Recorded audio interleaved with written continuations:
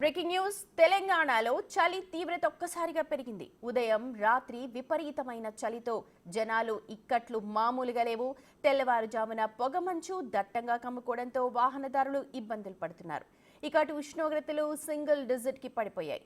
ఆదిలాబాద్ మెదక్లో 9.8 డిగ్రీల ఉష్ణోగ్రతలు నమోదయ్యాయి. చలి తీవ్రతకు గిరిజన గ్రామాల్లో జనం గజగజ వణుకుతున్నారు.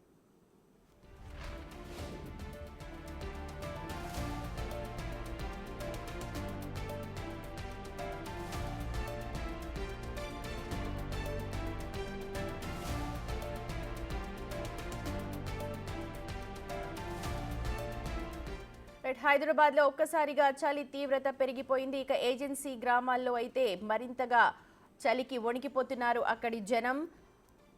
టూరిస్టులు ఎంజాయ్ చేస్తున్నప్పటికీ సామాన్యులు మాత్రం తీవ్ర ఇక్కట్లు పడుతున్నారు. తెల్లవారుజామున పొగమంచు కూడా దట్టంగా అలుముకుంటోంది. దీంతో వాహనదారులు కూడా తీవ్ర ఇక్కట్లు పడుతున్నారు. ఎదురుగా వస్తున్న వాహనాలు కనిపించటక చాలా యాక్సిడెంట్స్ కూడా జరుగుతున్నాయి. ఇప్పటికే సింగిల్ డిజిట్ కి పడిపోయింది ఉష్ణోగ్రత. ఆదిలాబాద్ లో 4.7గా కనిష్ట ఉష్ణోగ్రత నమోదైంది.